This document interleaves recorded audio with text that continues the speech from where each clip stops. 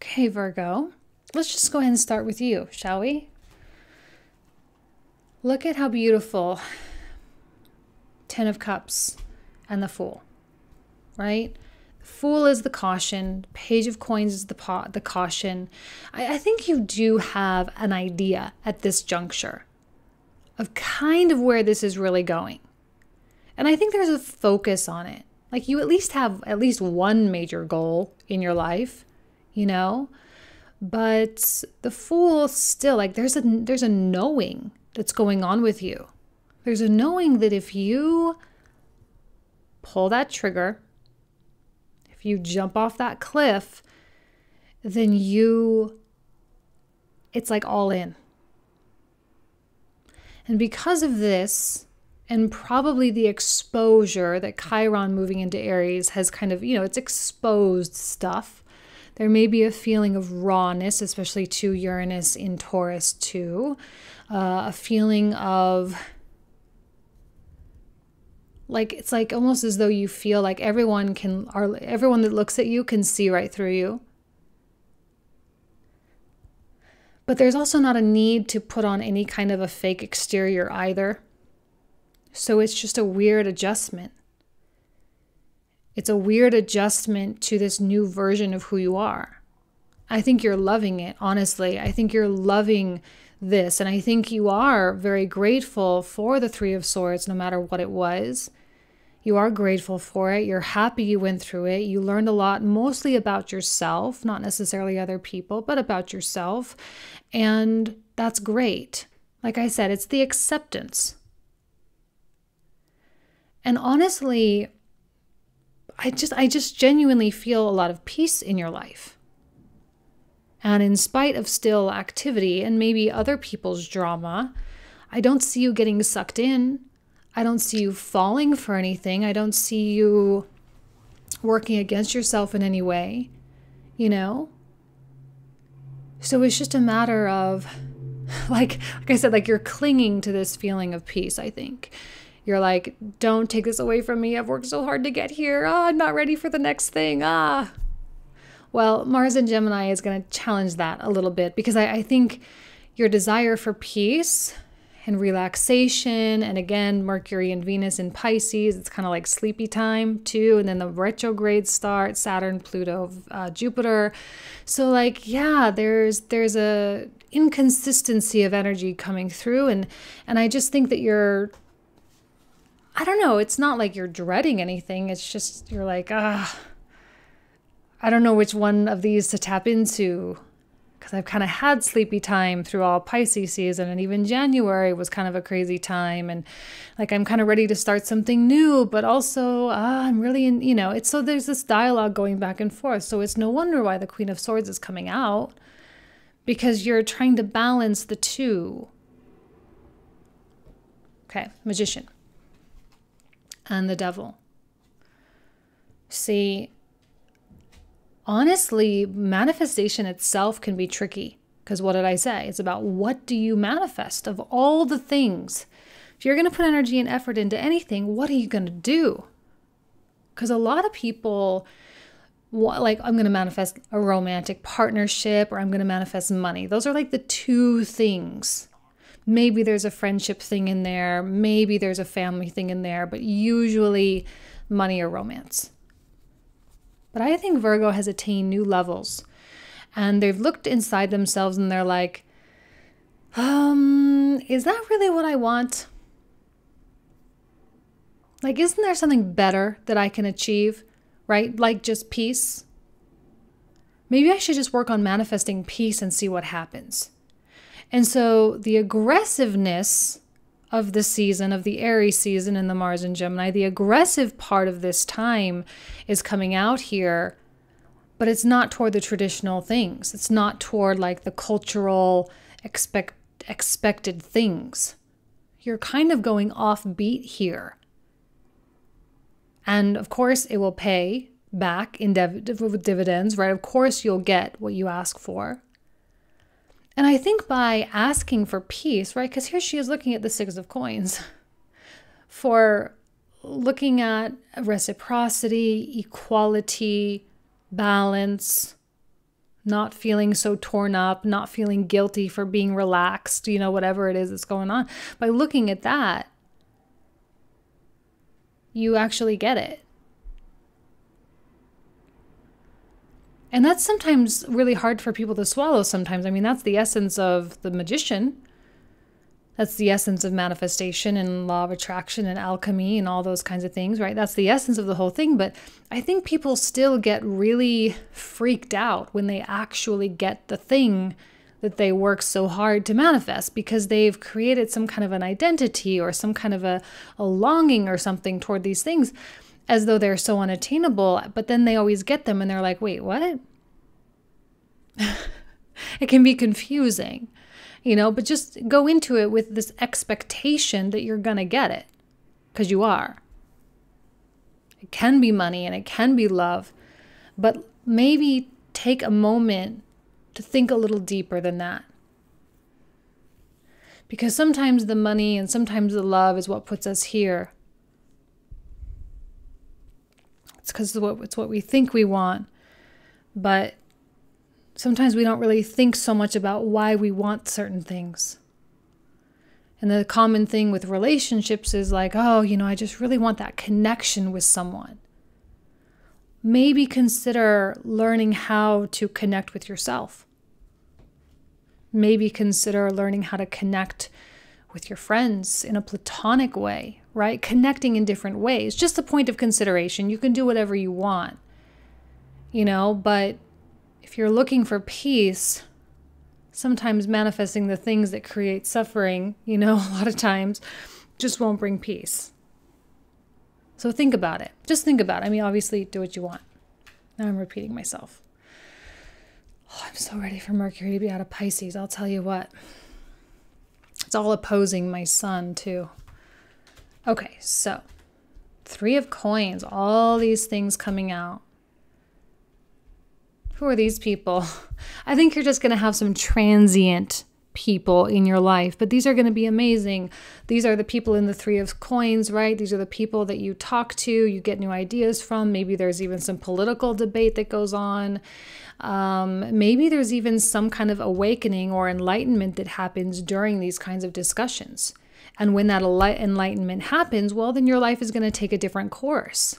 And I think you're really optimistic about that. I think this is the first time that I have seen so much openness from Virgo in a really long time. So much of just like, okay, universe, whatever you've got, because I'm tired of the old way. I'm tired of like the devil noose around my neck. Like I'm so over it. It's so played. And it is played, it is like the broken record kind of thing. And I think this person is going to help you dig into the philosophy, into the passion, and this is someone that's going to help you dig into your heart. And they'll bring up certain points, and they may get annoying, and they may offend you, or they may say something, not necessarily the most profound. But it at least gets your mind going. It at least gets you thinking. The reason why I'm saying it might not be the best, well, because it's a little bit disruptive. They're going to disrupt your thinking pattern. Actually, I kind of see Virgo seeking that out with the Mars and Gemini, to be honest. Like, yes, offend me. Yes, tell me where I'm going wrong. Yes, give me your idea. Because I think you're just so craving a new mindset. Because this particular path that you're on has served you so well that you're like, more please. Like, I want more challenges to my perspective. I want more breakdown to my ego. I want more spiritual development. I want more awakenings, and so you're actively seeking that out, and you'll find it the way we do. And the crashing of the ivory tower is welcome. Like, yes, please crash my tower down. Please, I invite it. And it will. So as you move forward with the Hierophant, here you are asking for certain things, putting things out there, asking for the true, genuine things that you really desire.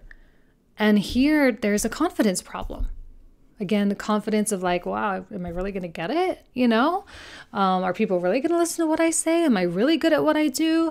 And there's all these questions. Why? Why? There should be no questions.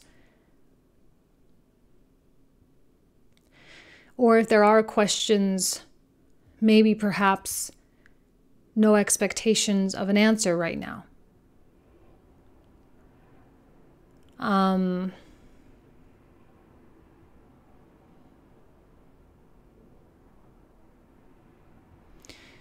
I'm looking at the Seven of Coins.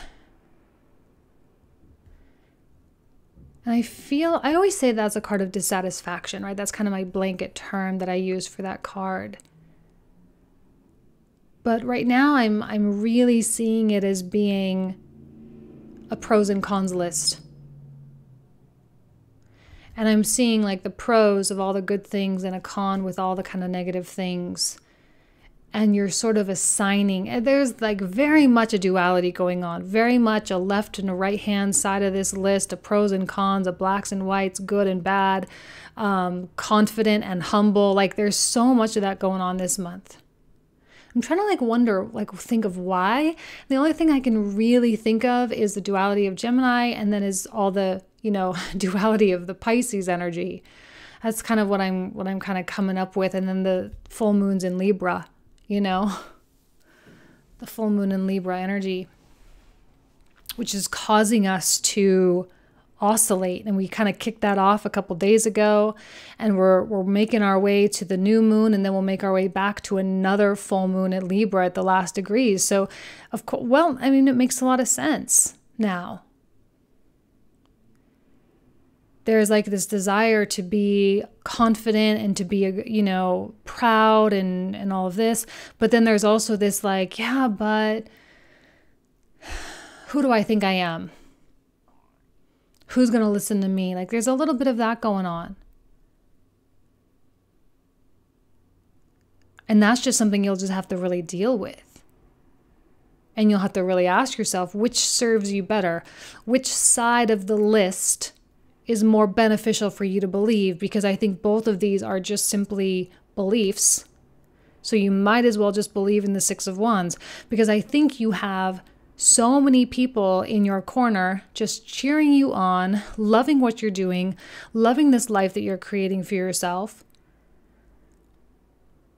And I think on many levels, even these knights, who I don't think are really prominent people in your life, but they are prominent enough that their opinion matters or their perspective matters.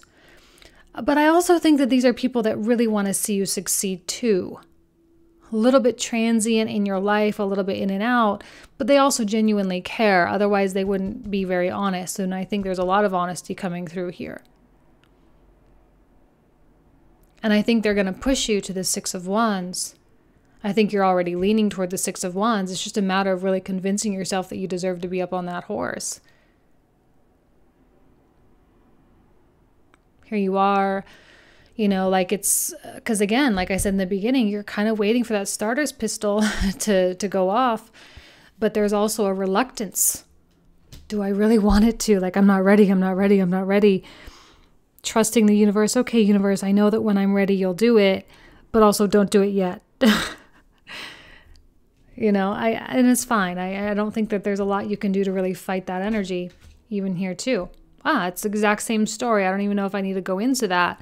The oscillation between the moving forward and the hanging on to the past. Look, Virgo, I know how ready you are. Of course, the left-hand side, or the Eight of Wands, is being weighed heavier, which means this side wins. It's no question that the Eight of Wands is going to happen, that you are going to experience a very strong gust of energy that's going to push you off that cliff, that is going to get you to where you need to be. This Five of Cups, Three of Wands business very much behind you.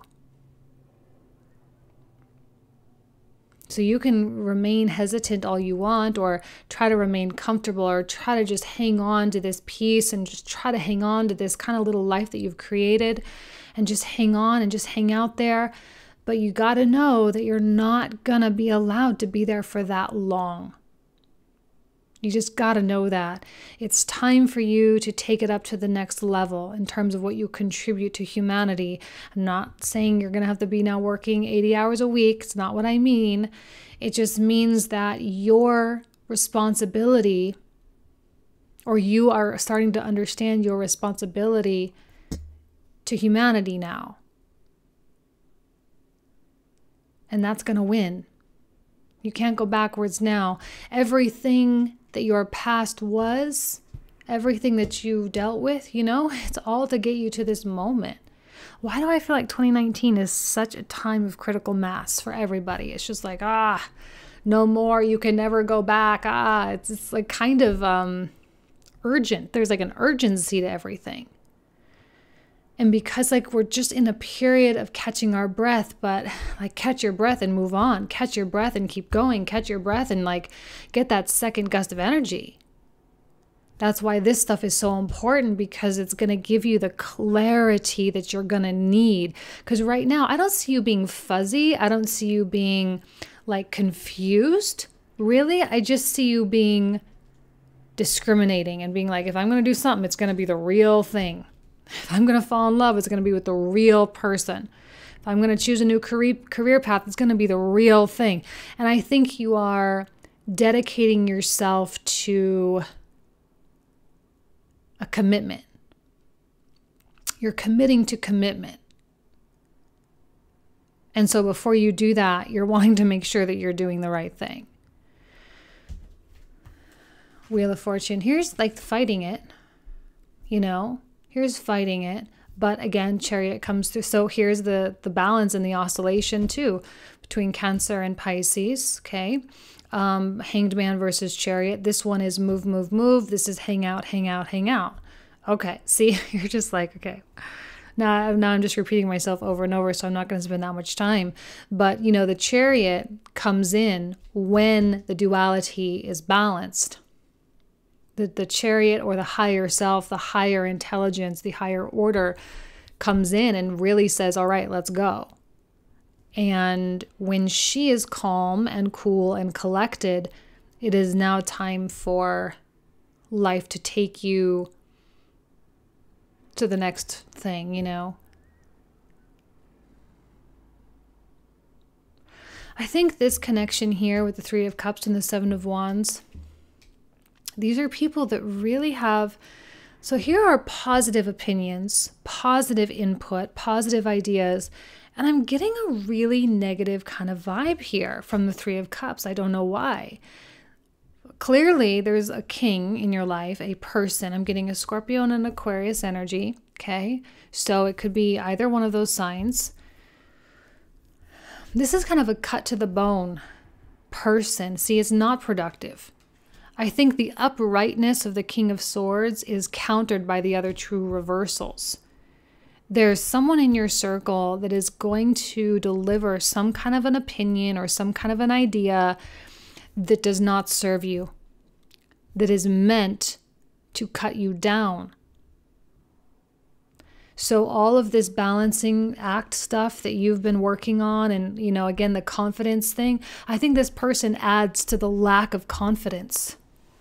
And that's absolutely someone you need to get away from, because, oh my goodness, that is not healthy.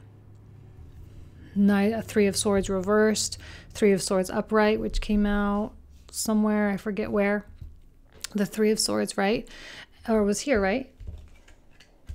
Yeah, there it is. In the diagonal here. So this person is contributing to your Three of Swords. This might be the person that you need to shut the door on. I think he's the only factor. He's the only reason why the oscillation is going on, why the balancing is going on. Otherwise, you'd be full on in that 8 of Wands, 6 of Wands mindset. Like, yes, let's do this. The Fool would be upright. There would be all this like total confidence, 100%. I'm going to put my best foot forward. But there is a voice in the back of your head, be it someone else or a part of yourself, that is hypercritical and albeit sarcastic. And that sarcasm is digging. and it is not serving you. The problem is that I think this person does have a prominent space in your life. I think this person does have a say. For whatever reason, you do care a lot about their opinion. Okay? And their opinion is bullshit. And you're smart enough now to really know the difference, which is why your back is turned to him twice. Because you're in it for you now. Even if you are in a marriage, even if you are, dedicated to your company and all of that, you're in it for you. Where your success belongs to you. And nothing is owed to anybody. And I think these people are trying to push you forward. And this one's trying to pull you back. So the choice is obviously yours. And actually, it's not a choice. 8 of Wands, 6 of Wands, it's an inevitability. There's no strength here coming through at all. There's no strength. There's no power from this person. The only power that they have is the power that you give them. And I think that is coming to a very abrupt end. A very abrupt end. This is the person too. I don't think that you're going to be... See, okay. I'm getting kind of a dual thing here. This energy, negative. This one is somewhat neutral. There's an ulterior motive with the King of Cups. It could be connected with the Knight of Cups too, where I'm feeling as though someone comes to you as a Knight of Cups or a Page of... Here they are like, okay, they're not going to give it to you at first. They're not going to say the thing. They're not going to reach out. They're not going to apologize at first. And that's kind of why I think you're leaning toward the positive, because in the beginning they don't. In the beginning they don't reach out. But when they see you moving on, and they see you having activity, and they see you feeling really good, and they see you just living your life and living in the moment, and once they get a whiff, like they get a small inkling of a feeling that you are not thinking about them, that is when they're going to show up. Or that's when they're going to interject. That's when they're going to say the thing. And when they offer or render an opinion, and you do nothing with it, or you seemingly do nothing with it, even though I think it does impact you, there is a positive thing that's coming through. But see, they're coming to you as a knight. They're coming to you as a page, but in reality, they're actually a king behind all of that. And I'm wondering if this person is a part of this 6 of Coins, or this Magician up here, where maybe this is a person that you're wanting peace with. You are wanting closure of some kind. They impact you. They're in your life, but not really. They're kind of at a distance, but they're still there. There's still a presence. There's some oscillate. It's very in and out. They do mean something to you, but not enough. Again, weird. But I think they're connected, and I think this person is kind of like one of the last pieces of the puzzle in order for you to get to truly feeling comfortable to jump off that cliff. You really are needing to have some, whether it's a feeling of validation or a feeling of closure or a feeling of their support or whatever. Because like I said, these opinions are meant to crash you down. So I know you're inviting that because you're happy with how you've been reinventing yourself lately, and you're ready to continue reinventing yourself. But this person kind of has a bigger impact than I think you would like to admit. They just genuinely matter. And this is a month where you can really close that chapter and to even begin feeling like they don't matter so much. They just don't matter so much. And I think what a relief that is. And as we get the Judgment card, actually, let's kind of look at these two. My God, I always make such a mess. I'm so sorry. Just the way I read. It's my 12th house Virgo. Yes, I'm a Virgo, but it's 12th house. It's my excuse.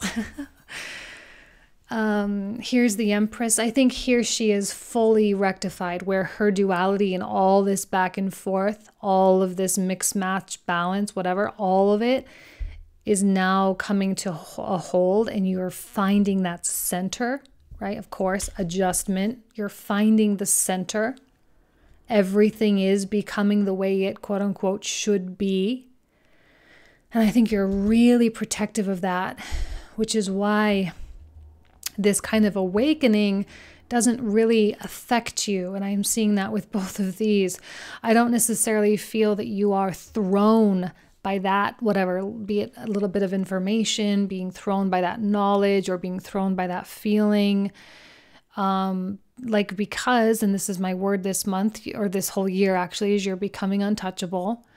And no matter what happens in the external world, you just cannot be shaken.